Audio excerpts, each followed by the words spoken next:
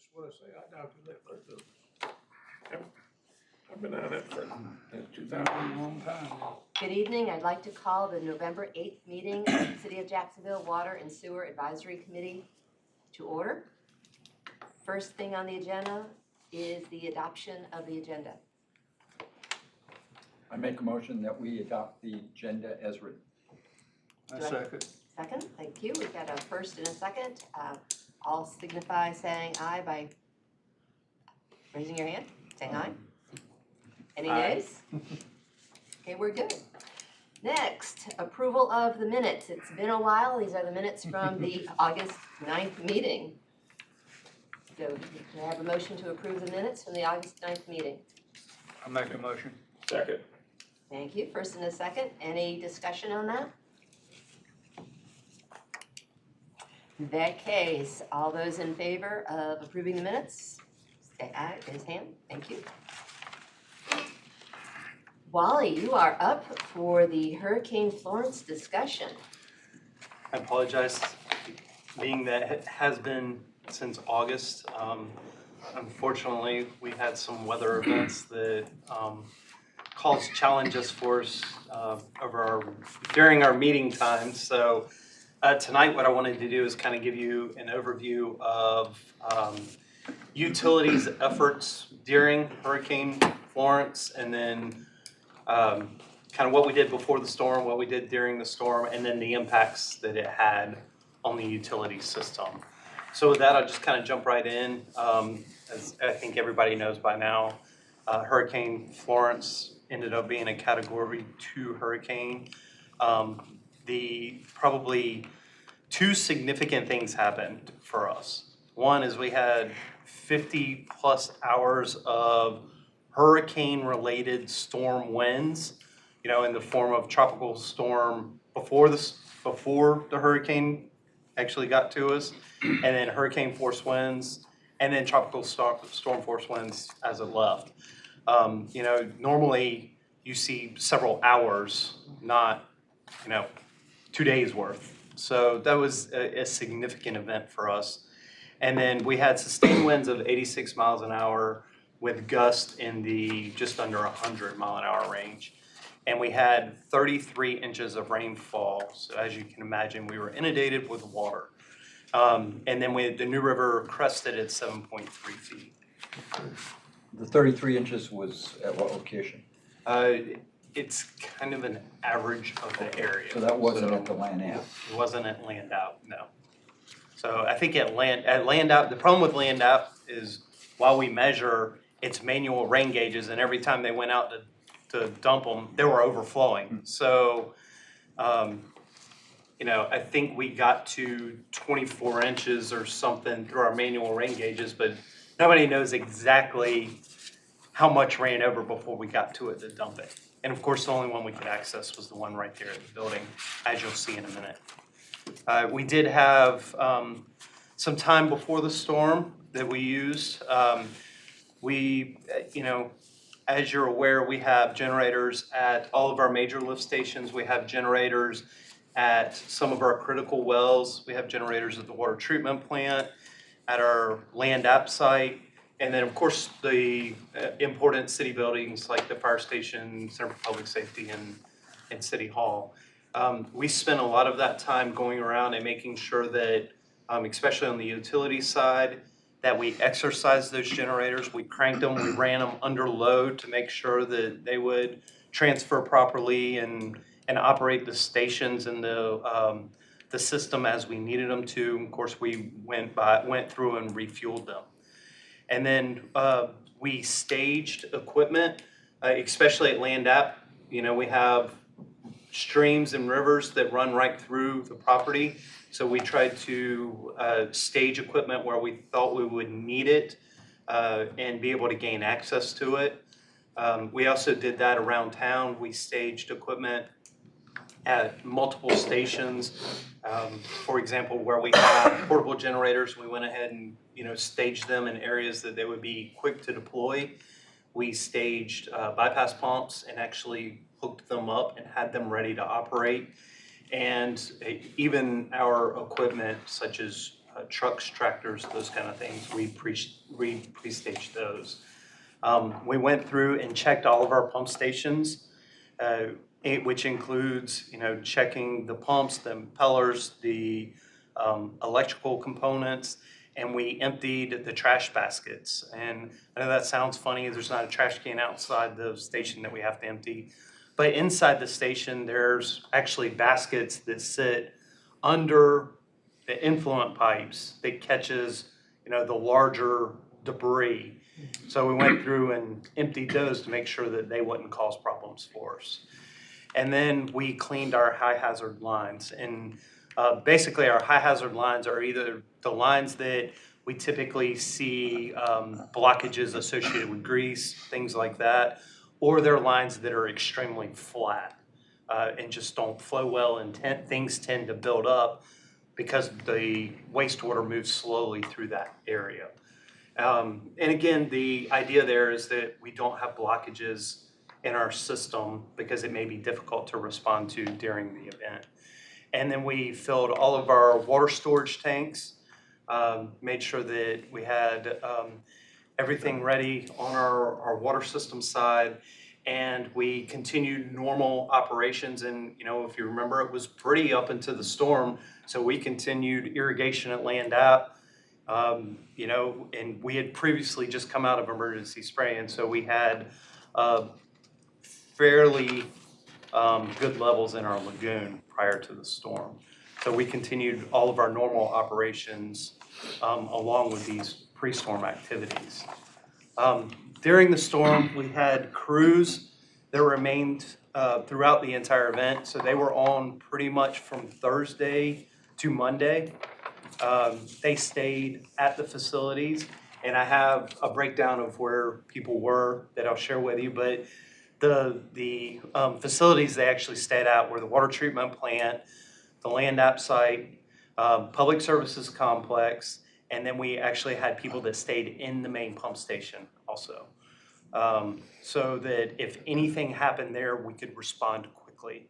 So we need to take our hat off to those people, because if you've ever been in there, it's not a quiet place to be. I was going to say, is there a place for them to stay? So, and then we continue to operate our crews in the field all the way up to 50-mile-per-hour winds, sustained winds of 50 miles per hour. So we were actually able to keep crews in the field through a lot of the duration in the storm. But at 50 miles per hour, we're required to pull them out off the street. So at the water treatment plant, we had 6 crew on staff. We had that consisted of operators and mechanics. The water plant lost power along with most of the all of the well sites. But the water plant and some of our wells were out from essentially Thursday through Wednesday of the next week. That Wednesday, right? So we were out, we ran on generator power only for almost a week straight at the water plant. So just a day short of a week. For how long? Just short of a week. 1 day short of a week at the water plant. And that area was the slowest to get power back on. Again, our wells are on generator power, so we continue to operate our well field. So we were able to continue to produce water. We didn't have any big main breaks. We did have some service line breaks where a tree came down in somebody's yard and the roots pulled broke the service line. And we did do turnoffs, but you'll see that in a minute. So we had a few minor breaks, but we didn't have any major main breaks during the storm, which is good. And then probably one of the biggest challenges for Joe during the storm and our water staff during the storm was that we lost the communications with all of our wells. So, our wells are spread out around the city and actually some well outside of the city, and we operate those remotely. Well, it's line of sight radios. And anybody that has a satellite dish knows that if it starts raining really hard, things get fuzzy. Well, the same thing happens and Joe loses communication. So when that happens, we have to put people on the road and they have to do manual checks to make sure that those wells are operating correctly. We feed chlorine, so obviously that is something that is checked constantly. So it does create, so what I'm trying to say is those 6 people were running constantly. They weren't just sitting at the plant. They were having to go manually check our infrastructure. Along with that, we lose sight of all of our water tanks. So we can't tell how much water is actually in the tank. So that's probably the biggest challenge that Joe faced during the storm at the water treatment plant. And then we made the decision, because we all know the low area on Gum Branch Road past Summersill School Road floods. And we have Black Creek Wells and Gum Branch Central down Gum Branch Road. We couldn't get access. So before we lost access to them, we went ahead and shut those down. So we didn't have any concerns in that area. We physically at the wells, you shut them down? We shut Gum Branch Central down, and we just didn't operate the wells. At the wastewater treatment plant, we had 8 crew on staff. They spent the majority of their time checking and clearing the screens at the headworks. As you know, all of the wastewater has to go through the step screens. So if those get clogged, we will have an overflow at headworks. So they spent a great deal amount of time just making sure that we didn't have anything. And of course, when flows go up, so does the grit and everything else that's coming with it. So they spent time emptying their grit chambers, and they have little dumpsters that kind of pulls the stuff into. So they spent a lot of time moving those around to make sure that they didn't, overfill. They made minor repairs. They actually had some generator damage and some other minor damage at Land App. But the good news is they really maintained power through the majority of the storm. William said that the lights flickered a few times and went out for a very brief period of time, but they really had power throughout about the entire storm. Now they are located right off of one of the main transmission lines, so maybe that helped, but the good news is they really had power through the majority of the storm. Utilities maintenance had 21 crew on staff. That included everybody on our pump station side of the house, which is 8 people. I think it's 8 people. And like I said, they had people that stayed at public services, but they also had people that stayed at the main pump station. Matter of fact, our lead mechanic and one of our other high-level mechanics stayed at the main pump station just to make sure if anything happened, we could respond quickly. And that is something that we do for major storms, so it's not uncommon that we staff main pump station. They spent the majority of the time moving generators around between pump stations. We have 45 pump stations, but many of those are fairly small pump stations, so we haven't spent the $30,000 plus that would be needed to install a permanent generator at some of those sites. What we do is we have several portable generators that you hook to a vehicle, and they basically have a plug, and you go to the station, you plug the station in, and you can pump it down. And it works really good for some of our smaller stations that have sufficient holding time. Some of the stations have a day or more of holding time. So, we're really talking some of our lower flow stations. So we did spend quite a bit of time, ferrying around generators, hooking them up, pumping those stations down. And then we also have a portable fuel tank that we can hold about 300 gallons of fuel. And because we were out multiple days, they spend a lot of time going around to each of the pump stations and filling those stations, the generators with fuel. And then we did have sewer overflow, mostly related to manhole surcharges where the system was just completely inundated with water. And they spent time responding to those because obviously if we receive a call, we have to respond to those. And we do have to quantify those. And I'm sure you saw the report, but we did lose main pump station for, I think it was roughly 16 hours or so. The generator It was operating on generator power, and we lost the generator. Matter of fact, we did everything from trying to we got a technician to try to repair the generator, or that was going to repair the generator. We brought him all the way from Greensboro Saturday night,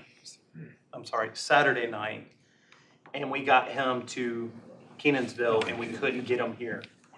So we got him from Greensboro to Kenansville with state trooper escort, so thank you to them for helping, and our police department for arranging that.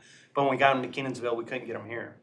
We were able to locate another technician in the Hubert area, and I was able to get his boss on the phone, and his boss drove to his house, picked him up, and brought him to us. But unfortunately, he didn't have what was necessary. He didn't have the parts that were necessary to repair the generator. Unfortunately, the guy that was stuck in Kenansville did. So we even looked to see if we could go get him by boat, and it was flooded in multiple areas, so there was just no way to get him. So we did have sewer overflows related to that, but again, most of that was through surcharge manholes. And I do have a picture of one of those in just a minute so you can see. And then we had, again, I mentioned that we had some water main breaks, or not water main, but water service breaks due to down trees and other things. So our crews went out and, turned off the meters so that there wasn't, water going through the meter and just spilling out. And we ended up having to go through, and we did have a few repairs on our side that we had to make, but so that was the rest of the line staff going through and doing that. So we did have damage to some of our infrastructure. Ellis Pump Station completely flooded. Not only did it flood, and there's a picture, the top right picture is actually Ellis Pump Station. It flooded the generator, and we had a bypass pump at that location, and it flooded the bypass pump. So we lost that station, and as soon as the flood waters receded enough that they could get to the generator, our crews cleaned out the generator, and were actually able to get it up and running. I talked about the main pump station generator, but we also had roof damage. That the picture on the bottom side actually shows where we lost shingles, and the people that were staying inside the building got a nice surprise because the ceiling inside collapsed also from the water damage. So it fell right on one of our pumps. The Brookview pump station also flooded. The good news there is we were not able to access the station, but everything around the station is elevated. That's one that we rehabbed in the last 5 years, maybe 8. Time flies. So we'll say last 5 years, but when we renovated it, we elevated the wet well, or the top of the wet well, we elevated the generator, we elevated the control building. So while the area flooded and we didn't have access, at least everything else didn't flood. The generator did sustain damage. I think that something happened to the alternator, but as soon as we gained access, we were able to make repairs. I already talked about Joe's SCADA communications. We did lose SCADA communications, which is, those outlying well sites, and we lost our communication to our water tanks. And then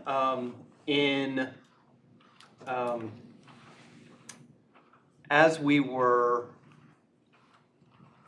cleaning up after the storm, our street crew was clearing a ditch and reached into a ditch, and we had a water main that either wasn't as deep as we thought it was, or was not as deep due to erosion, we're not sure. But either way, the bucket got it, and our only water main break from the storm came from us cleaning up after the storm. But it was repaired within a couple of hours, and I don't even think we had to issue a boil water notice. So there were So there were no issues really associated other than a brief period of water outage in that area. And then we're continuing to see sinkholes around the city as, you know, the soil was inundated with water. And as that water starts to dry up or find its way into our wastewater system or into our stormwater system, the soil underneath starts to compact and we start to see sinkholes. So we do have multiple sinkholes that we're dealing with. And then I have the SCADA and the sinkholes on there twice, I apologize. But we did, one of the challenges during the storm, and this is not related to city infrastructure, but we actually lost external communication. It was on CenturyLink's side for part of it and on Verizon's side on the cellular side for part of it. And literally on Saturday, not only did we lose communication by cell phone, we weren't able to dial out through city phones, and our 911 center went down, which, although not related to utilities, is an important factor. I mean, the communication not only crippled us, but it really hurt the fire and police department in responding because we couldn't get 911 calls in. We had surcharge manholes.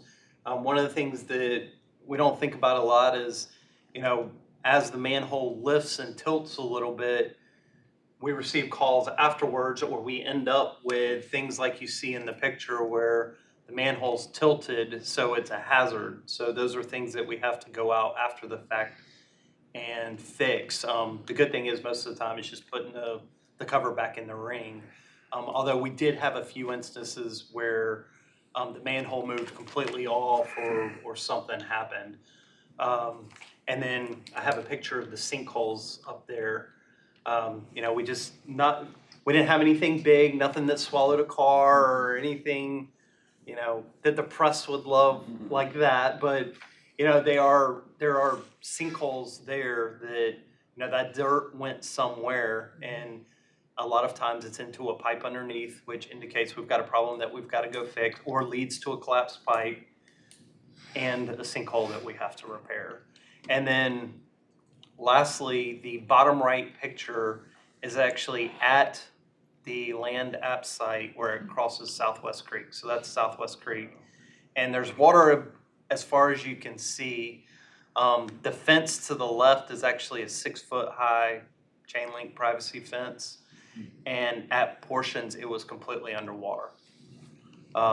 So we had significant damage to our site roads at LTS because they're all gravel. I know that you've toured the site many times, but when you have that much water, that's not damage that people would automatically think of, but we had significant damage to some of our site roads because of the flooding at LTS. So moving forward, we sat down as a group and kind of looked at some things that would make us more resilient in the future.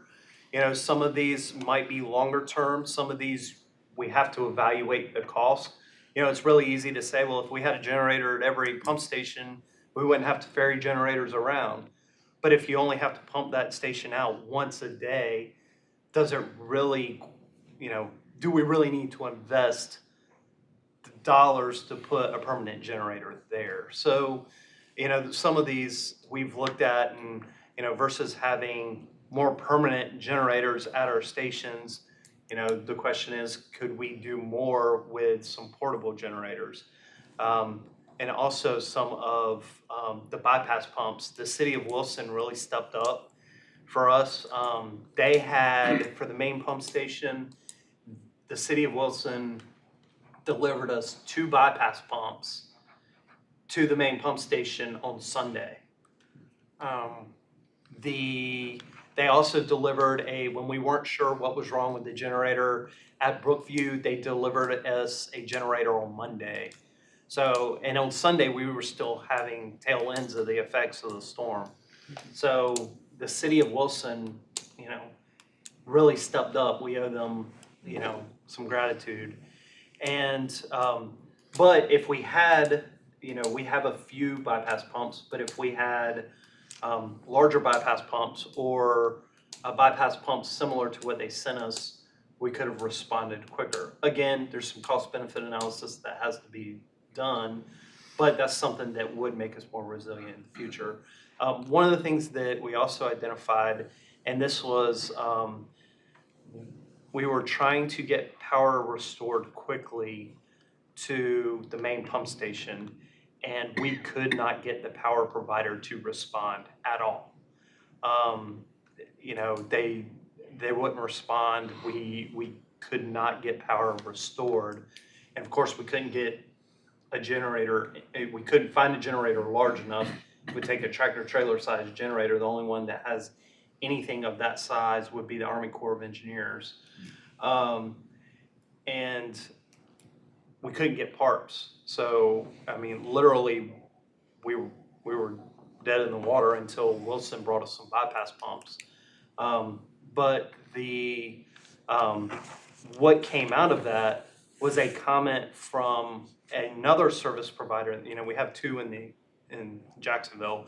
The other service provider actually came out and said, you know, if you can't do something, if you can't get something quickly, we could probably run you a line from us to your station.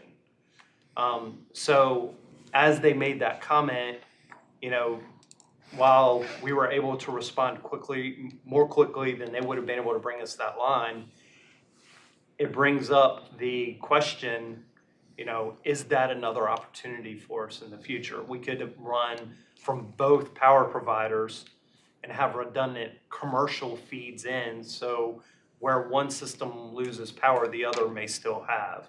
And there was, you know, one of the power providers was much quicker at responding than the other. So we would have had power, well, we would have had power a lot sooner had we had connection to the other power company. So, and that one did not seem to be an excessive cost, so that one may be a real option for the future.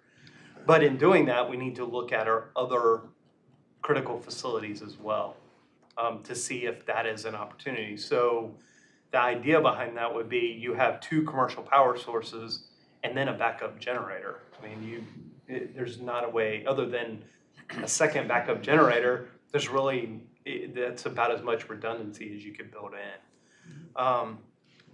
And then while we did have a fuel trailer, LTS has a fuel trailer, we went and borrowed LTS's fuel trailer because they did have power throughout the storm. And we used their fuel trailer. You know, part of the challenge is while utilities has a fuel trailer and we had it busy fueling utilities, we also have Center for Public Safety, City Hall, some of those facilities that also needed fuel. So we were in the beginning, we were having to divide the first fuel trailer that we had in town. So once we were able to get the fuel trailer from LTS, we had two, but we really need another one. When you look at the fire stations and all of the other generators that we have to supply fuel for. Were they having to refill, or were they able to hold enough that they were able to do everything? We had to refill everything. Matter of fact, at the the trailer themselves. They only hold about 300 gallons. So were the gas stations, or where was it you were? We had fuel on site at the Center Public Services. Mm-hmm. So Fleet has, and I don't remember the number, 12,000 gallons of diesel or something. So we could fill there, and it has a backup generator so that we can run the pumps. And actually, Great Gas opened and provided fuel for us also. So having an additional fuel, 300 gallons sounds like a lot, but that may be two generators. And it doesn't touch the water plant generator. I mean, It's 6,000 gallons. we delivered a tanker to the water plant and a tanker to the main pump station before we lost the generator. Well, considering the residents that were here still had water and sewer, I'm sure they're very happy. Most definitely. So, but having a small fuel truck, I'm not talking a tanker size, 300-400 gallons that we can ferry around would be, and it's not a significant cost. Oh, Wally, That's a need. can you guys work something with the Marine Corps or borrowing one of theirs during a crisis like this? We do, but there are channels that you have to go through, and it takes time. I mean, some can be And that's, worked out in advance that Pre-stage. we do, well, pre-state, yeah, anything like that. well, they going- need them. The problem is they need them too. Oh, well, I think they got plenty. So it's, on that one, Your opportunity there is to have a memorandum of understanding, Yes. which you negotiate this out. And Marine Corps, I think, will tell you that they have tankers that are sitting there that they won't use unless they deploy. the good thing is, we were actually able to get fuel deliveries in through the majority of the storm. I think they were only cut off for a brief period. And we actually had a race car driver, remember who? Kozlowski.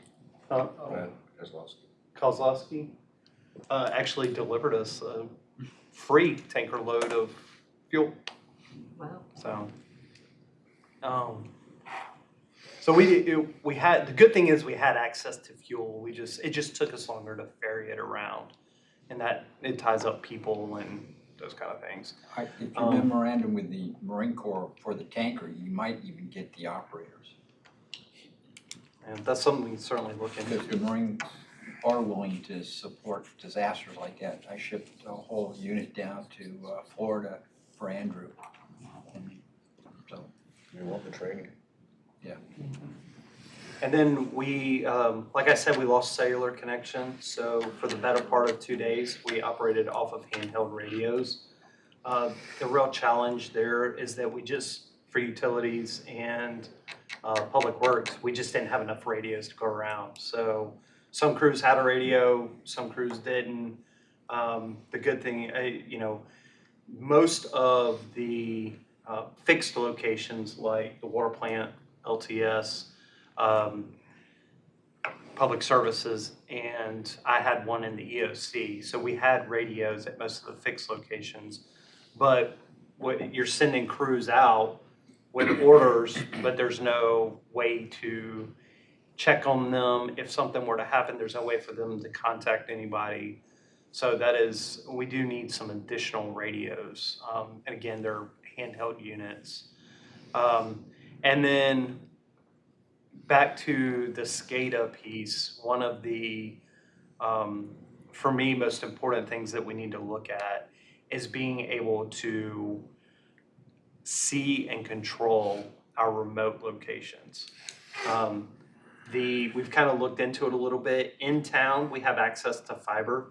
Now, there are some locations where fiber is overhead, and if you're familiar with the tree that came down on Henderson Drive, it brought all the fiber down with it because that was a massive tree. But we are looking at getting our water tanks and some of our utilities infrastructure that's in town on fiber, which would certainly be more reliable than radios that are point to point. And then the other piece that we're looking at is, you're all aware that we use mission control to monitor our wastewater lift stations. The good thing is, even with this, we lost some during the cellular outage, but apparently they run on different, I don't think everything's on the same network, so we didn't lose all of them, but they actually have a water component product that you can see and control just like our wastewater. So that's something that we're going to look into also. And the radios that we have actually been in place since 2009 or 10, so most of them are outdated anyway. So we're getting to the end of their useful life, and they're giving, additional problems. So those are things that we need to work toward in the future. And that's really all I have. And good news is Hurricane Michael really didn't bring us anything. Wally, going back to Ellis Pump Station, will you be looking at facilities and lessons learned and say maybe at like Ellis, elevate the generator? I mean, I'm sure they thought Ellis would never flood, but now we've proven it will. Actually, it floods quite a oh, bit. yeah. It is How's the elevated generator in some, there? Just a good rain. it But- was. we do have a project at Ellis for the bio scrubber already. What we've decided internally is to see if we can broaden the scope of that project and see what it would take to waterproof. My idea was to just put watertight doors and hatches around it and put access through the ceiling, but you know, we'll see.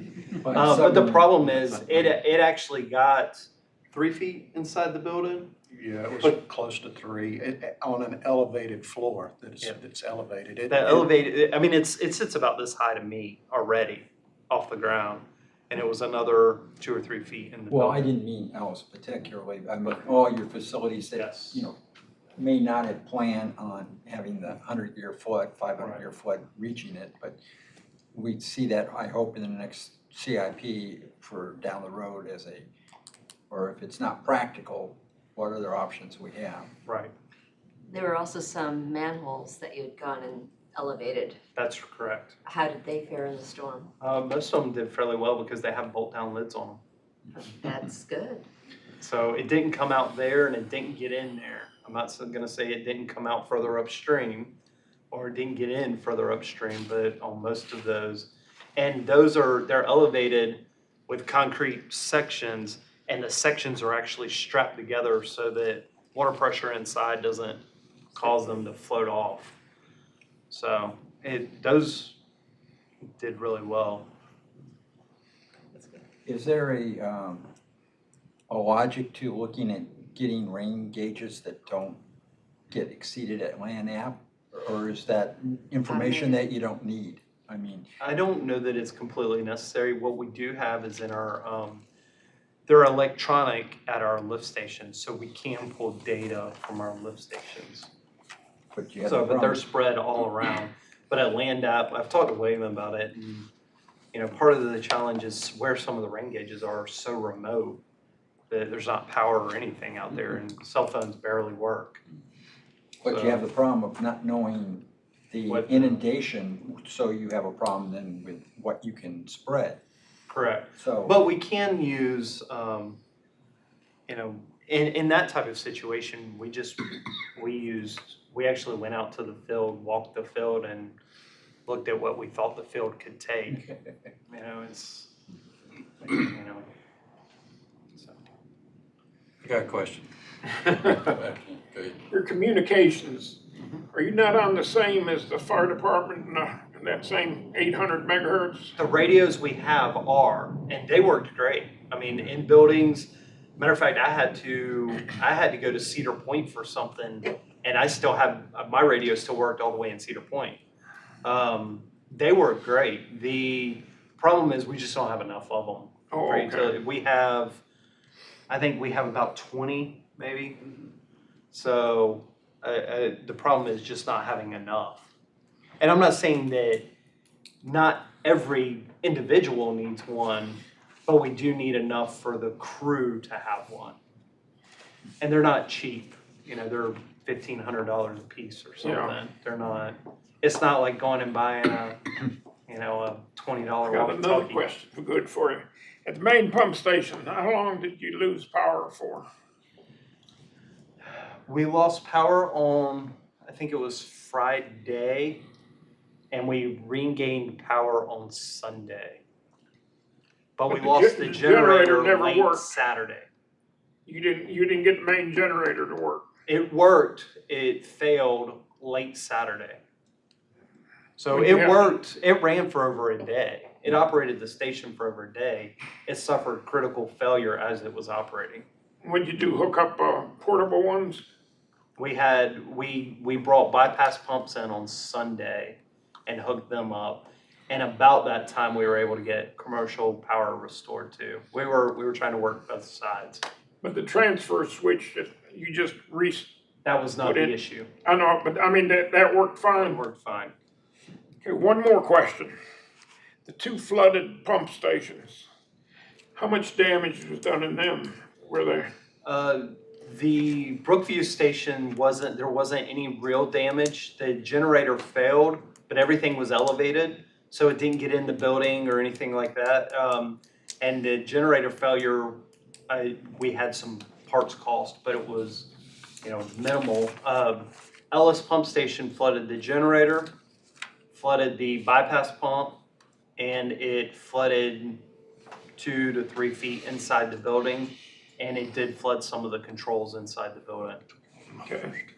It took out the motors also in the building. And it took out the motors inside the building. So those have all been repaired or they're still all on the list? Repaired or replaced. We're still looking at the controls. We got the controls up and running, but we're doing an evaluation right now to decide whether we need to basically replace the controls. We're not able to put the pumps in bypass right now around the variable frequency drives. We have to use the variable frequency drives, and we're not able to bypass them at the moment.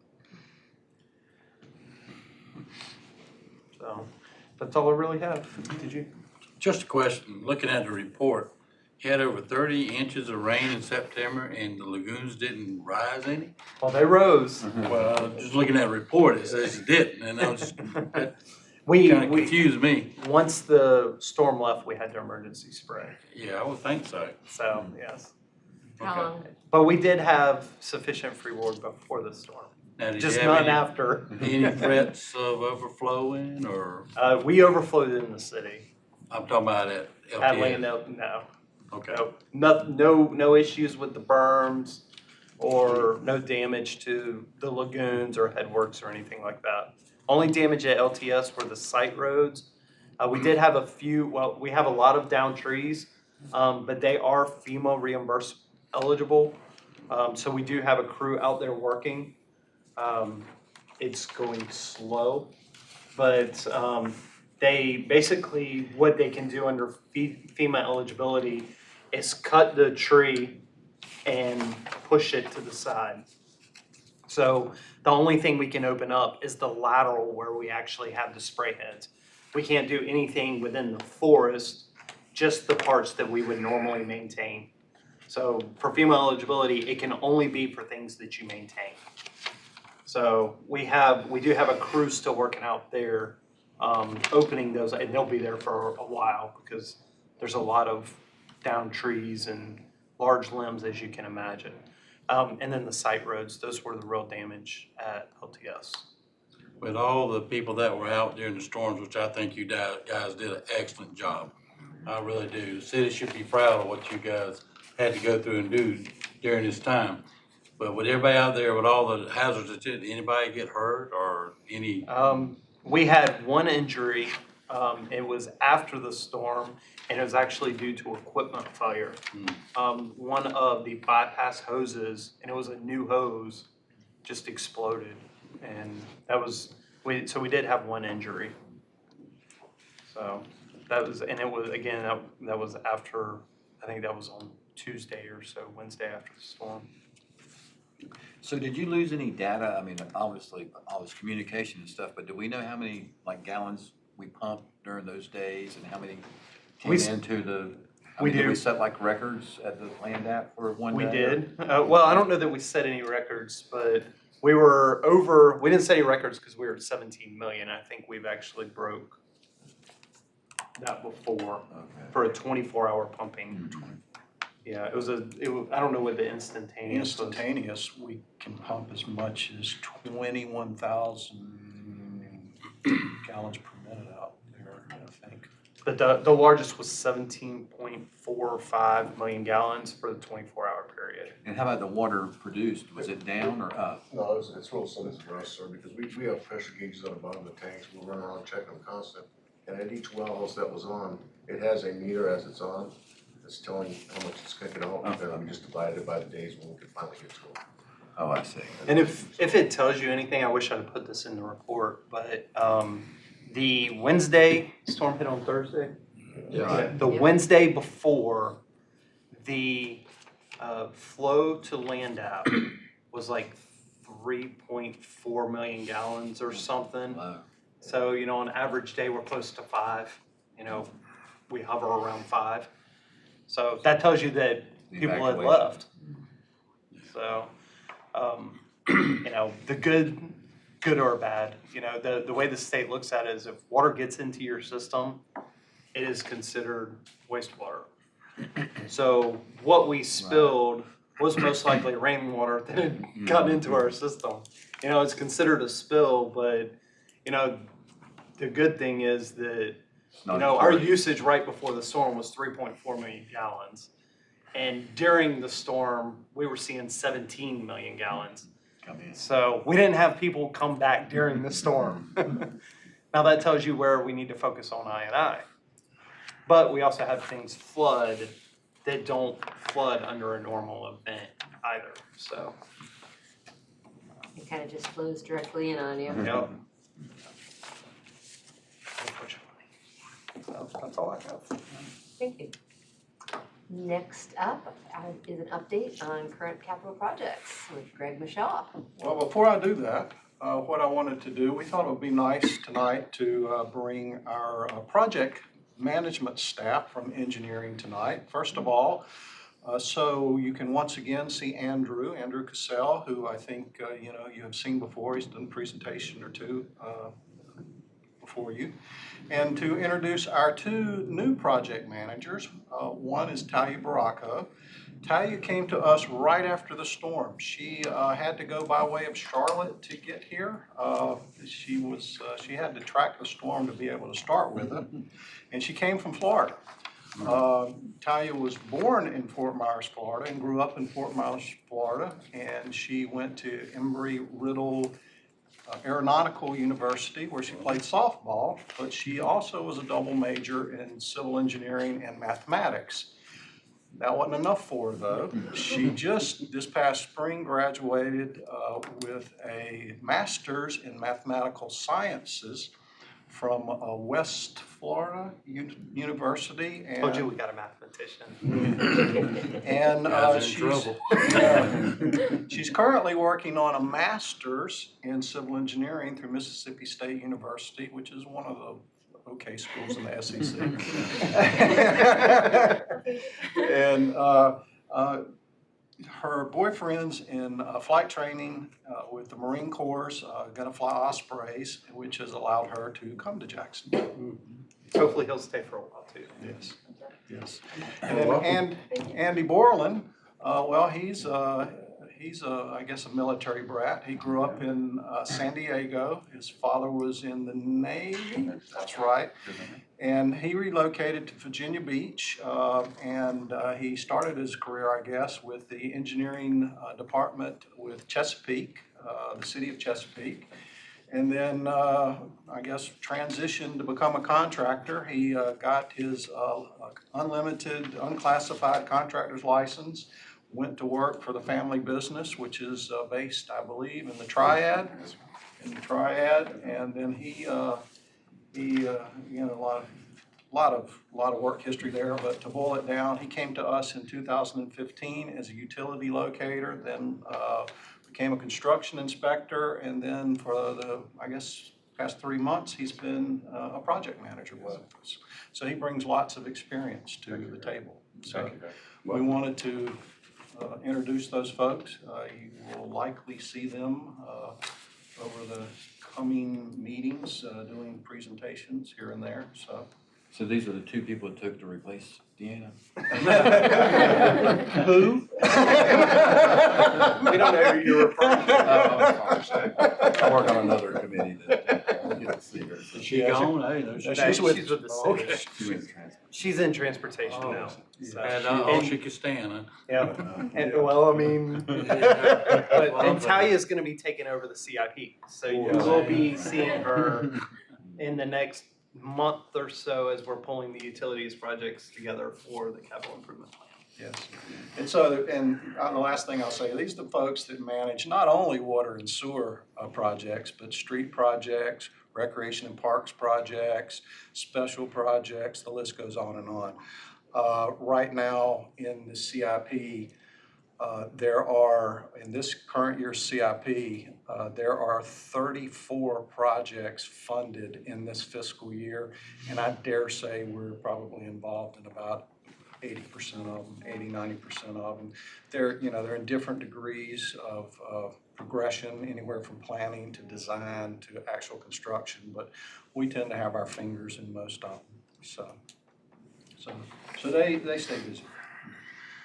So it is that time of year again where we come back and we talk to you a little bit about where we are with water and sewer projects that are funded during the current fiscal year, this fiscal year FY, being fiscal year 19 that ends on June 30th of 2019. And so we're going to talk about those. And then again, it is that time of year where we have just started the CIP process for fiscal year 20, and so we'll remind you a little bit of the schedule that you've heard many times before, what happens over the next few months. But this year, what we have are 3 FY19 projects that are water projects that are funded, 5 sewer projects, and 3 projects that involve both water and sewer together. And so what we'll do is we'll start talking about those with the Black Creek raw water wells is what we call that project. And the project is it's an outgrowth of our work with the Onslow Water Resources Group, which involves both, involves the city, involves ONWASA, involves the state of North Carolina, where we sit down and we try to work together on a regional basis.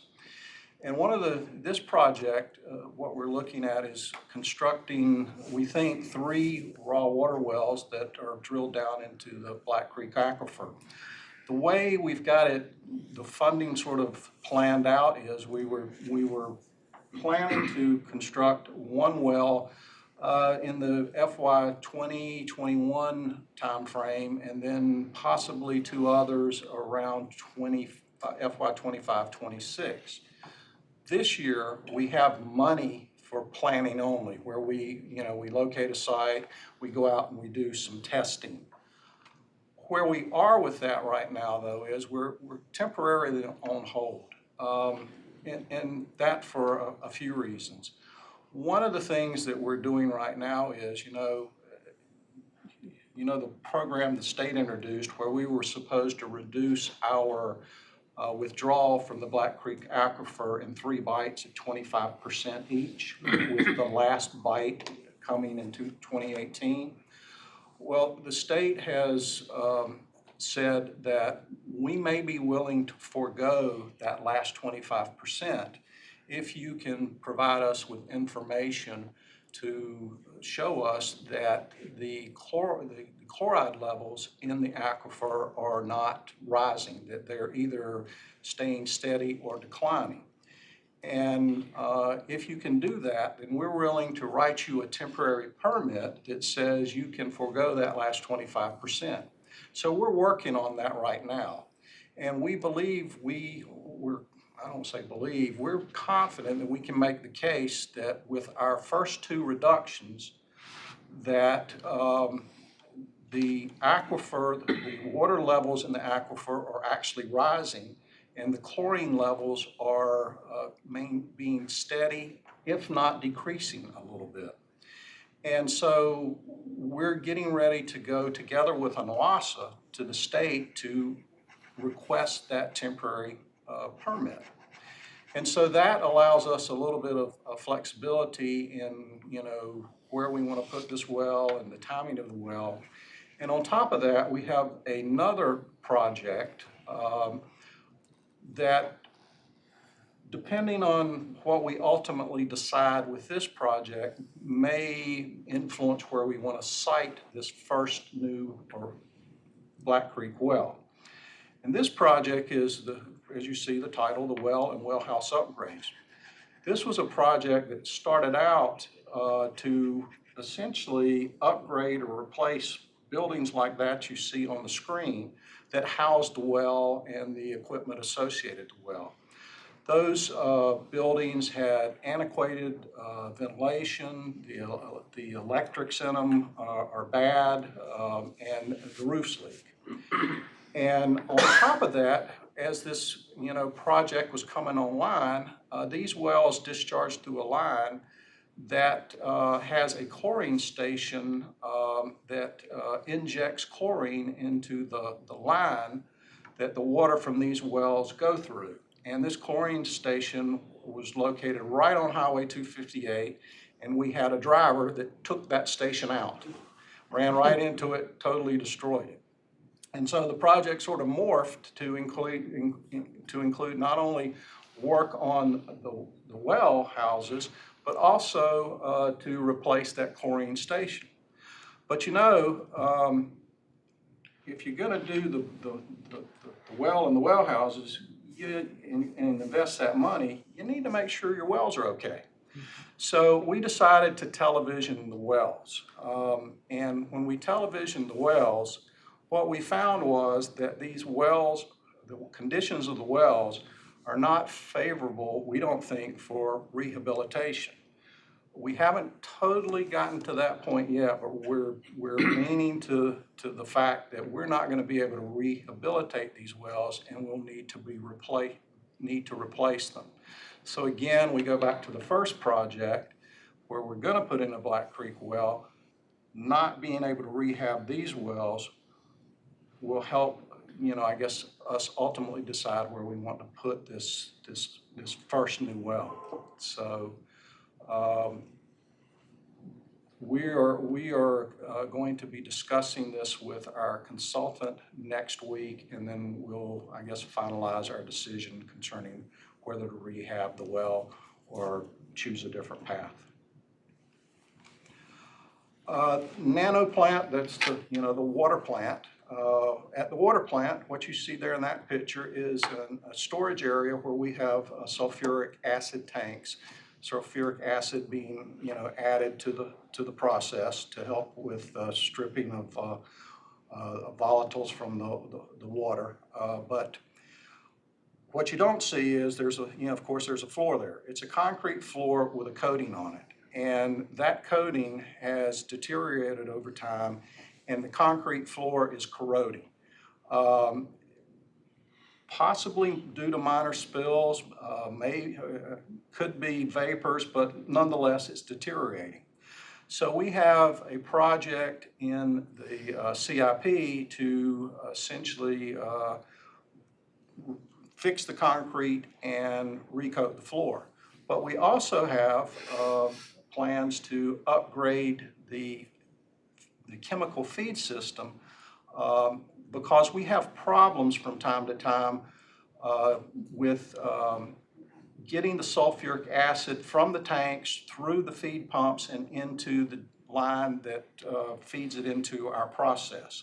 We have suction problems. Sometimes it's hard to get the sulfuric acid from the tanks to the pumps that then push it into the line. And so this project had not only fixing the concrete, but it had several changes to the feed system to make the operation of this system much better. And we, as you see there, have money slated for FY19 to construct this project. Well, we put it out for bid. We put it out in September. We got one bid. The bid exceeded the project budget. So what we're doing is, well, in fact, we had a telephone conference today, and we are making some changes to the project, pretty much keeping the parameters of the project the same, but or the deliverables, an upgraded pumping system, new tanks, new concrete, we're keeping that the same, but we're sort of changing the way that the project has to be executed by our contractor. And in doing that, we think that we'll be able to bring this project in within budget. And we'll probably be bidding this, if I had to take a guess, rebidding this after the first of the year. Because we do, have to incorporate those changes we're bringing to the project into the contract documents. Decatur lift station elimination. That's the Decatur lift station that you see there. We have a project to basically do away with that station in favor of a gravity sewer. It's always great if you can put gravity sewer in place of a sewer pump station. You don't have to, take care of your pumps. You don't have to pay for electricity. It's a lot cheaper to take care of a gravity sewer than a pump station. And during this fiscal year, we have the design funded, and we need a short run of easement. We have most of the easement in place, but we need to do a little bit of land acquisition to be able to put that sewer line in place. And so where that project is right now is the surveying is underway, and we're planning at the moment to do this design in-house. This is going to be one of Talia's design projects. And we hope that we can get that design underway in January. Holiday City Mobile Home Park. You've heard of this one before. This has been a project that's been in the CIP for a number of years. And it started out long ago as a project to replace the wet well of a pump station that's immediately downstream of this mobile home park. That, though, we got to talking about that, and that was more of, a Band-Aid. It wasn't the real fix. The reason that we needed a larger well was because the gravity sewer system within Holiday Mobile Home Park has tremendous tremendous inflow. During rainfalls, I forgot, I think the peak on that was like between 5 and 10. So, if you had a flow of 1, when it rained, the flow would go to 10, 8 to 10. So, so what we did was we said, well, let's think about a bigger fix here. So what we first did was we investigated what would it cost to build a new sewer system. Holiday City Mobile Home Park sewer system is owned by Holiday City. It's a private system. And so we said, well, what would it cost for us? What would it cost to build a replacement system that would be constructed and owned by the city? When the estimate came in $6.5 million, which is quite sizable. And so we went to the owner of Holiday City and said, we're willing to do this, but we will consider doing this, but only if you are willing to pay us back for it over time so that we can recoup the money that we would put into this system. And so if you're willing to do that, then we'll take this before council and, talk to them about it to see if they want to proceed with that. Well, they thought $6.5 million was a lot of money too. So, so what they decided to do, because we started talking to them about, well, we're still going to have to do upgrades out here, and it's essentially to take care of Holiday City. So we're going to have to talk about, some special charges. And through that course of that conversation, they decided to perform their own I&I rehabilitation. They have been doing that. We, together with them, are about to do some flow monitoring. We're going to deploy some of our flow meters. Their consultant's going to deploy some of their flow meters. And we're actually going to see what, if indeed their I&I work that they've done has resulted in real reduction in inflow to their system.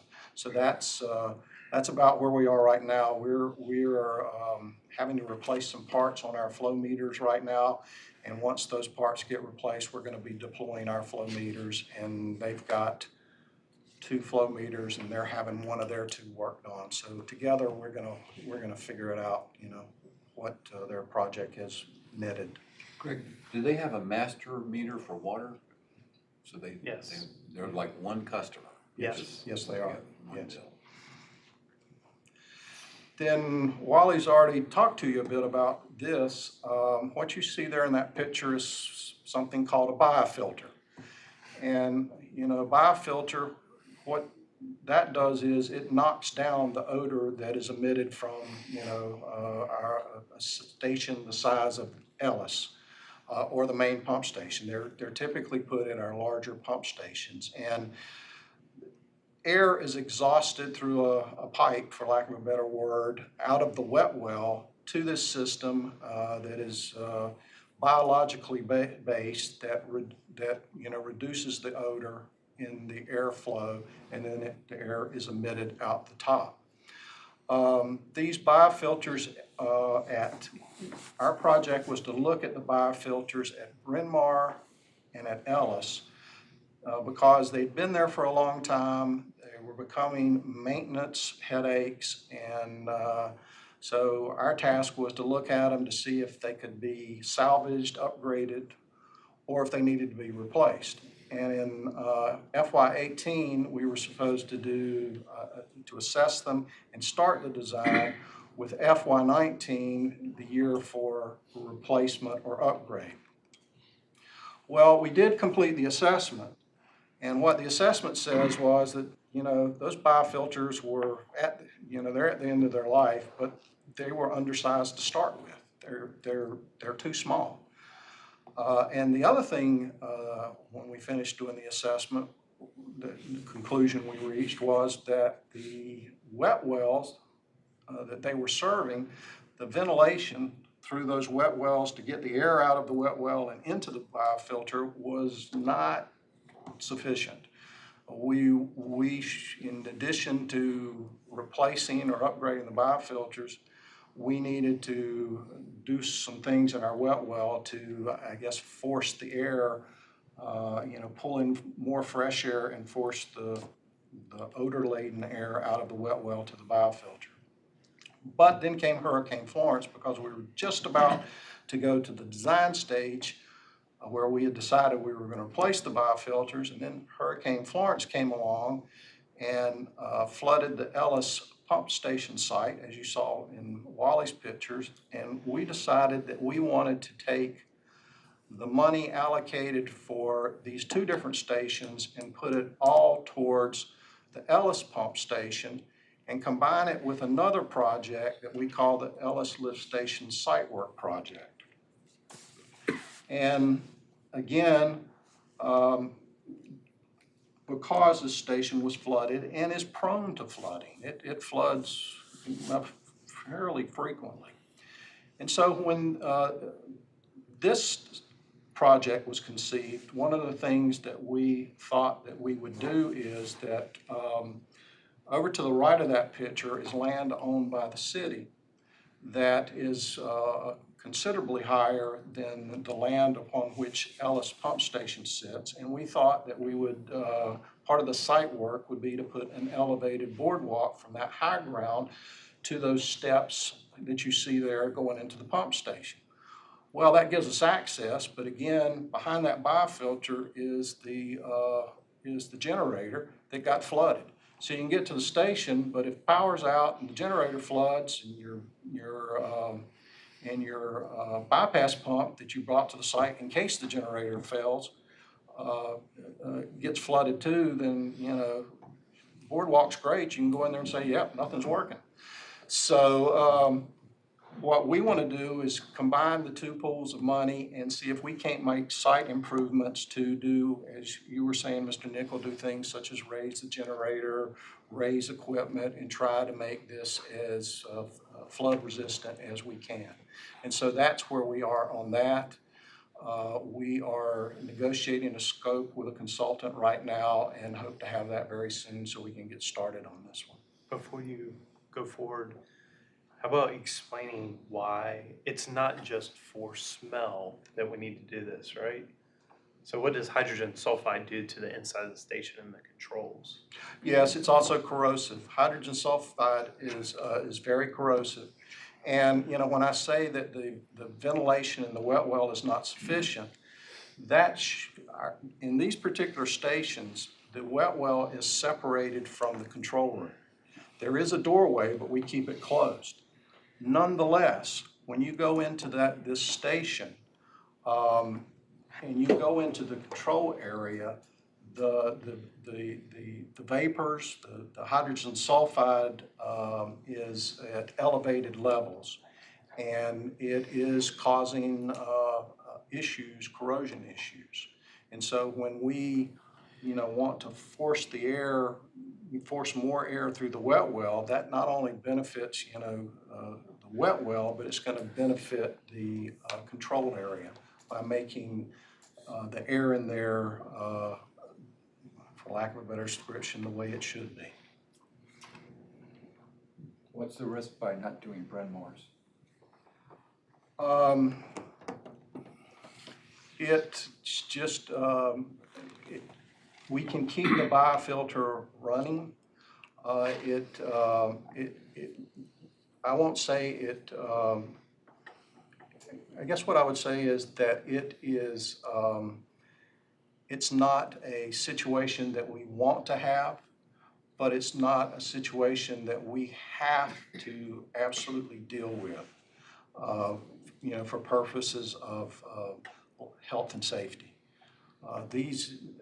We've done, I guess what I would say is health and safety type of monitoring of these stations as part of the assessment. And from a health and safety standpoint, we're okay. It's just from a standpoint of operations, and maintenance, it's not a great situation. And so what I would envision happening is that this project, the Bryn Mawr project, will be in the CIP as a separate project, but it'll be in future years. How far out do you expect it? Because I remember that being sold as being something that needed to be done. That's why it was in 19. So are you talking about pushing it out to FY 21, 25? We haven't got that far. Yeah, we haven't got that far. We've just had a call for projects. Yeah, We've just recently had a call for projects. and we haven't prioritized them. Okay, but well, you remember it was, Oh, yeah. the two of them were sold as something that needed to be done. They were. And I mean, over time, Greg didn't say it, but I will, but over time, hydrogen sulfide will actually start eating the concrete. Yeah. It'll start flaking off the wall. So, I mean, you can imagine what it's going to do to metal and copper wiring. I don't think anybody would say that Ellis shouldn't get the attention that you're describing, Right. and we need to be aggressive on that, but we can't Well, when push the Bryn Mawr out too far, can we? Right. Well, and I think what Greg's saying is, just because it's not part of this project doesn't mean it doesn't need to be done and won't be in the CIP.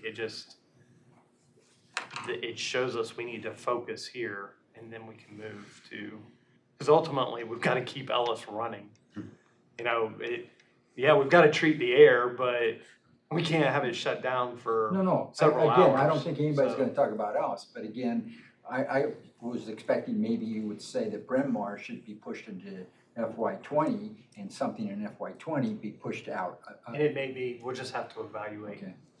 We haven't gone through that exercise yet. I take it the storm's probably gonna cause a lot of shifting has. all over the Yeah. place. Over to Bryn Mawr though, back to Bryn Mawr. One of the things that we, staff has presented in the past is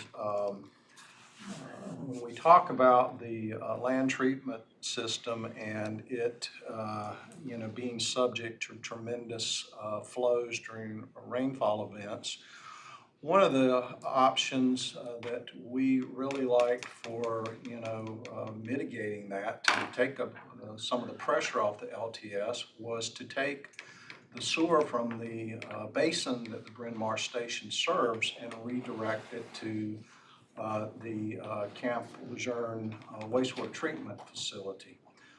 We currently have about 1 million gallons worth of capacity in that plant, and we're only using something like 20,000 gallons per day of it. And so the thing that was funded in FY19 was to, this was a pretty good idea, we thought, but now let's sit down and start looking at it, real hard. Let's look at, does it make sense financially? What is the cost of this versus cost of upgrades at the LTS that could be made that would give us a similar result, the plant being able to handle that inflow. looking at, are there routes and ways for us to get it to the, if we do divert the wastewater, are there routes that we can procure to get us, get the wastewater out to the base? And so that's where we are right now. The study is underway. As a matter of fact, I think within the next 2 or 3 weeks, there's going to be some performance testing done at the Bryn Mawr station and some investigations done at some of the UNWASA facilities in case, you know, we wanted to try to send it through some of their facilities. And so we're moving on with that project right now, and I'm hoping that you know, by springtime, we can come back to you and sort of tell you where we stand on that, and, you know, does it look feasible, and, you know, what the cost might be, so. That's, Does Bryn Mawr take care of Holiday City? yes. Yeah, it's in that basin. And then, you know, we have, over the course of usually every 2 years, we have a year, 1 year where we start planning an I&I project, you know, a project where we try to eliminate places where we're having infiltration into our system, where we're having inflow into our system. We sort of compile those together, and then we put design documents together, and then the next year we put it out for bid. This year I had sort of thought about focusing on service lines instead of our main lines, and those service lines are the lines that basically come from the houses, the businesses into our system. And we had thought about doing some assessment in some of our problem basins of some of the service lines, and that being from basically where it connects to our sewer up to the clean out, or if there's no clean out, at least to the right of way of the line, to see if, you know, we've got problems with those lines, because they can, you know, in talking with other municipalities, other consultants, they can be a big contributor to your I&I. And quite frankly, you know, we've been doing okay with our I&I over the years, but we've not, you know, we've not had that real big find of you know, where water's coming into our system. We've had a lot of little successes, and we just want to go out and see if, you know, looking at these service lines, if, you know, there's so many of them that have a problem, that could be a big find. That was sort of my intent, but utilities maintenance has brought to us a particular basin that they've been out investigating. I think it's the Sherwood, or maybe even the Wantland Basin, where they say they're finding a number of main lines with bad joints, a lot of sand, and even some partial collapses here and there. So we may be putting off my intent to deal with the service lines and go attack that basin on this next go round. But again, we haven't started the design yet. We're just sort of getting the information in, and so I don't really see us, given our project load, starting the design for this until the last quarter of FY19. On your little service line section of it, I will say that I have seen on walks several homes where the cleanout cap has met its demise via lawnmower or other implement that just takes the top part off. So if a homeowner has that situation, are they able to call the city to get a new cap put on? Sure We'll can. bring It them a happened to cap. me. You will bring them a cap. We so- will bring them a cap. If you call us, we'll take it out there. You just let us know. As a matter of fact, we have some of our people that have caps on their trucks. Yes. So this is a good note to homeowners out there as they're checking their mail or taking out their trash, and they're looking down there and they're seeing that white, you know, Hole in the pipe, ground. and there's either the cap missing or the cap is broken or something is wrong with it. they can contact you all and you all will take care of it. Yes. Very good, thank you. And some of the old taps, they actually broke out. I mean, they, now they're very precise in how they do them, but some of the old ones, they just broke out and attached to them. Then there's the Henderson Drive Water and Sewer Improvement Projects. This is a project that, of course, is driven by NCDOT's desire to resurface Henderson Drive. I think that's a need. Yeah, yeah, true. They want us, we have water and sewer lines underneath the road, and of course, like us, when we rehab our streets, they're just like us. They don't want to go ahead and rehab that street and then immediately be faced with us having to dig a hole to go fix a water or sewer line that has a leak or a crack or whatever. We have, investigated these lines, and from that investigation, we have put together a project to do some lining, some replacements, a little bit of everything. This is Andrew's project. And that work is, what do you want to say about the work? We're trying to get the contractor back on schedule in this project. The hurricane definitely put a big dent in our schedule here. We were looking to start the large construction of this around the 1st of October. With the hurricane, the contractor had a lot of damage to their facilities and their people as well. So they're trying to get remobilized and get back out here as soon as possible. They did some lining already, right? We've done the pre-CCTV work for the Alright. lining contractor to come in, yes, sir. Yes. And DOT, their plan is, when we get done, is to let it sit for 6 months. Their philosophy is, let's let it sit for 6 months, see if anything settles, see if everything, goes the way that it's supposed to go with, no other problems, and then we're gonna come in and pay. So that's, I don't know if that, I guess that's still sort of their plan. It is.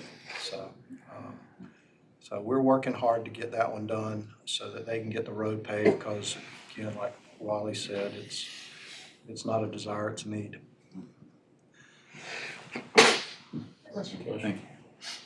And, I forgot to turn the slide. Anyway, completion is scheduled for May. Then lastly, this is a project that's been in the CIP for a little while. This is what I call a developer-driven project. It involves a water and sewer extension from I guess I would say sort of the southeast side of US 17, New Bern Highway, to the northwest side to serve what you'll see there called the Brown property. There is a commercial subdivision plan for that tract, but we,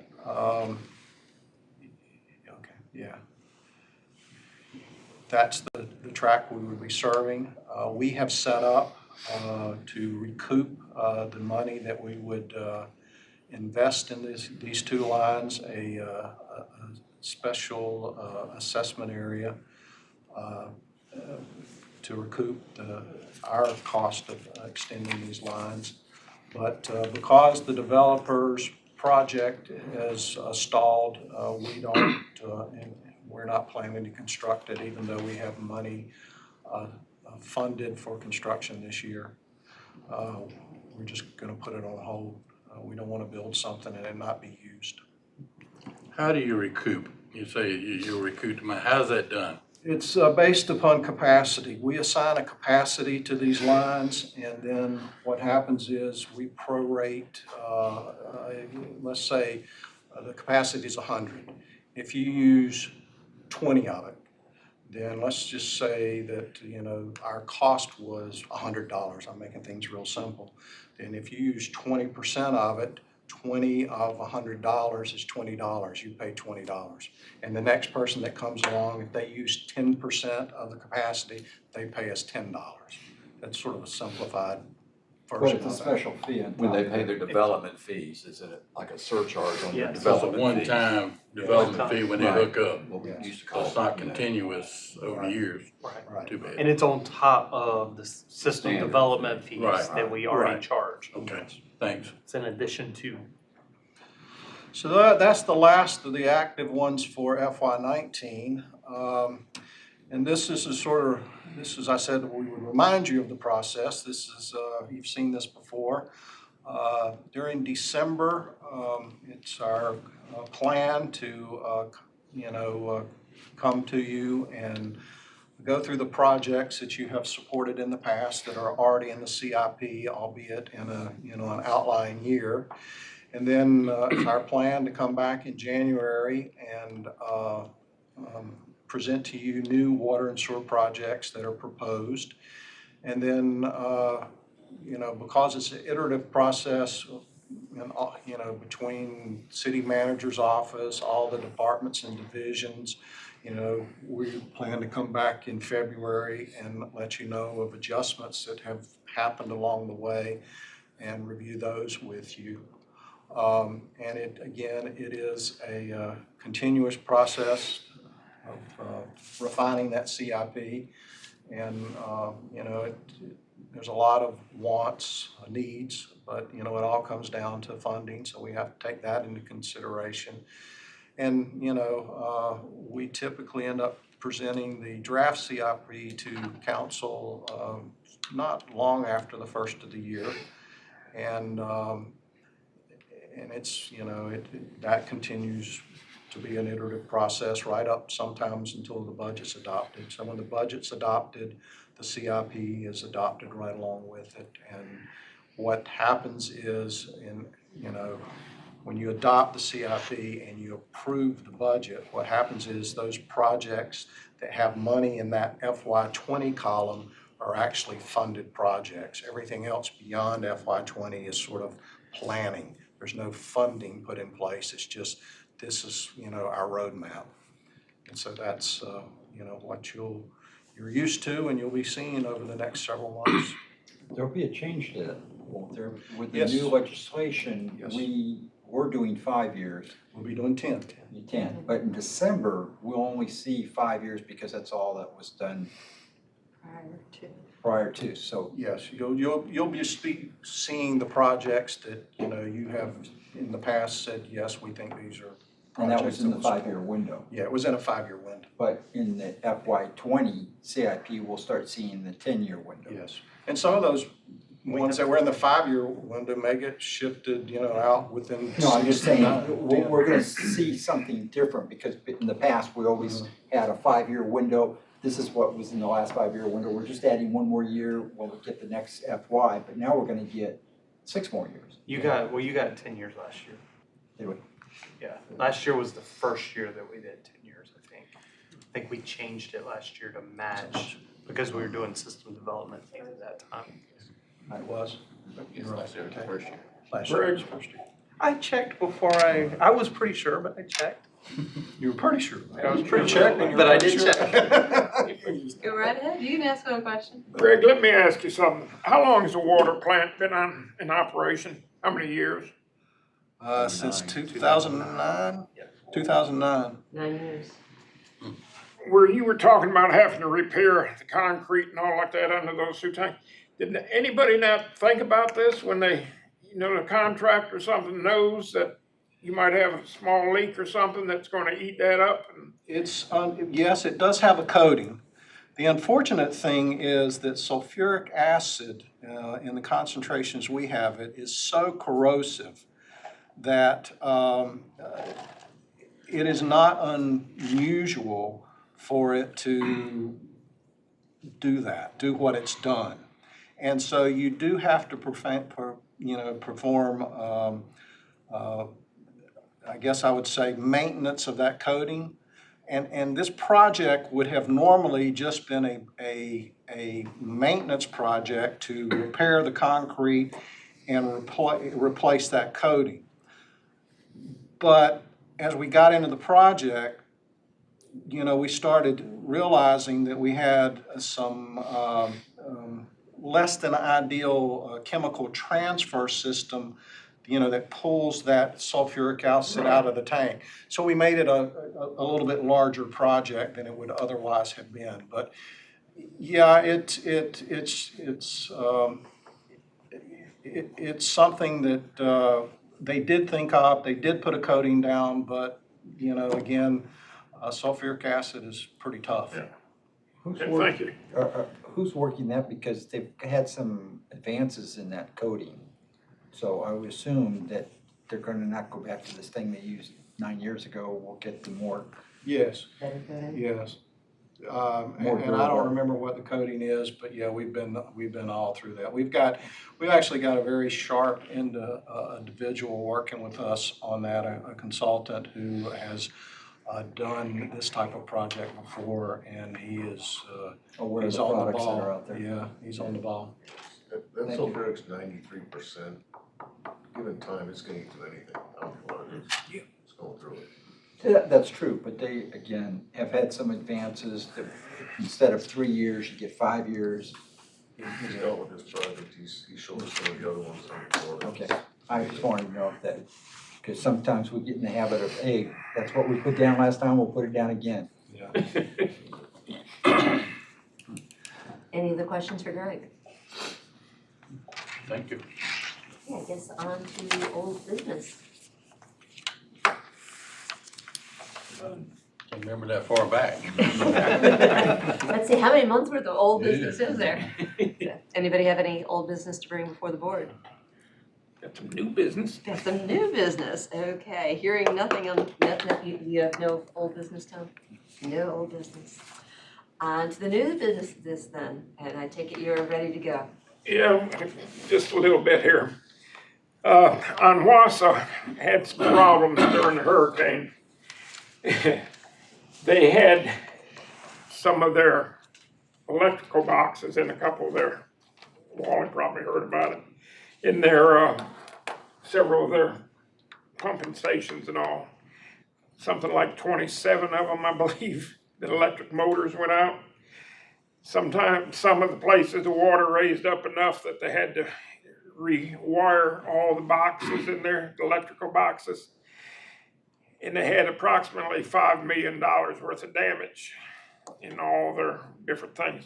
They don't have really all that many generators out and around.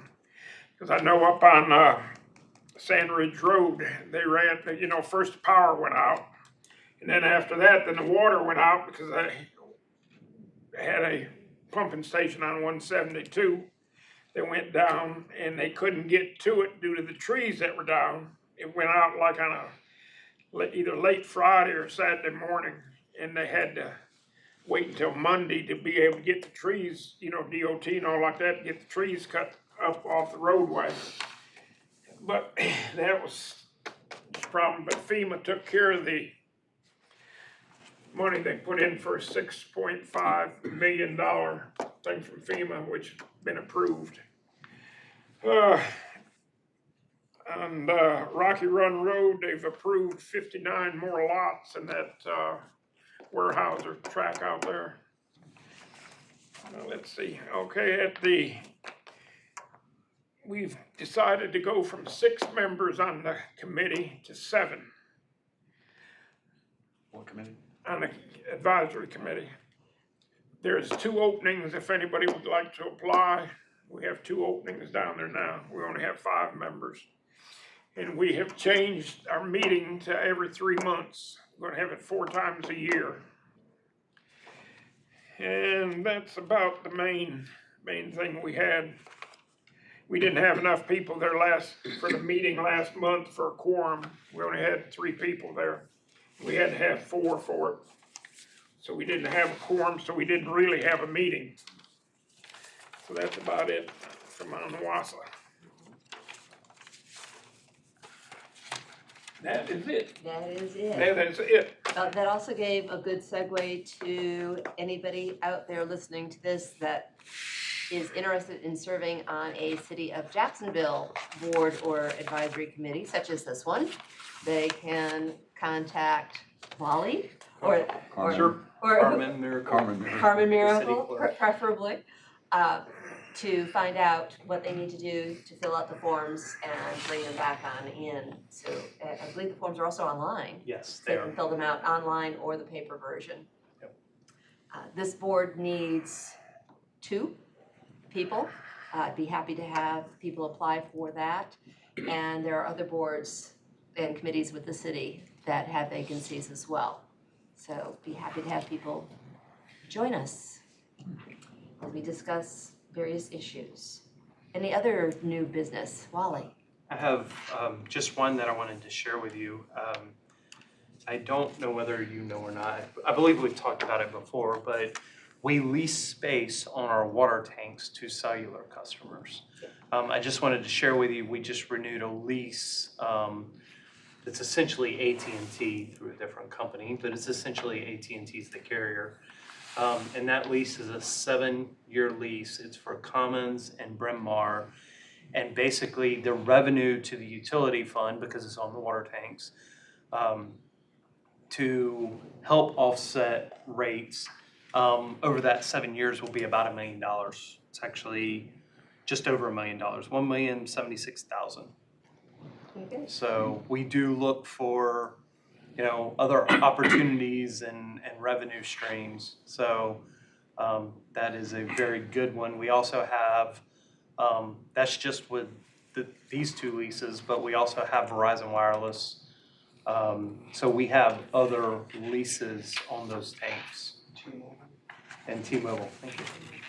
So we do seek other revenue streams and at LTS to help offset some of the cost of maintaining the forest. We sell timber, and I think last year we were over 150,000 in timber sales. So that stays with the utility fund, and that goes to strictly helping to offset the cost of forestry maintenance. Thank you. I was just gonna say lastly, not really new business, but last night we had our employee longevity recognition program, and Joe Cram came in with 20 years? Was it 5,307,000. Congratulations, and then, it was 15 for Joe? Oh, I'm sorry, and then Wally was 15. 15 as well, okay. That was And the so- what were they thinking year? Oh, right, that's right, so yeah, so got us. congratulations to Joe, and congratulations to Wally, and I just checked my email, and I wanna say congratulations to Greg, but I'll let him tell that after the meeting. Got an email, huh? It's gonna be a good email, all right? For Greg. I make a motion to adjourn? Second. Can I ask one more question before you do that? I know you're in a hurry. They're in a hurry over here, Yeah, I go know. right ahead. I'm just curious, cause of the utility thing, I know you're looking to it, but it won't be quick. Notice that the zero accounts went up almost 300 in October. Is that due to the hurricane where houses were damaged and? It's very likely, Just but turn- I will That's a lot of check. houses in Jacksonville. Yes, That I many will people check. were I don't affected. know why it went up so many. And it'll be interesting to see what happens in November too, if that comes back down or continues, so I'll let you know. I will say that there is a housing shortage right now, so Yeah, Um, there is. with people that are displaced, they can't even find rentals. So, and unfortunately, I think it's probably getting better now, but couldn't find hotel rooms for a while because people from New Bern and other communities had filled up our hotel rooms, so. Well, you can expect to see that because of the shortage, those houses that don't have, that aren't habitable because of the roofs are not gonna have water usage. That's right. Yeah, that's a lot of houses. It is, there's a lot of tarps around. Yeah, it is. Okay, I'm done. Thank you. So we had a motion and a second. All in favor? All in favor, we are adjourned. Thank you, gentlemen.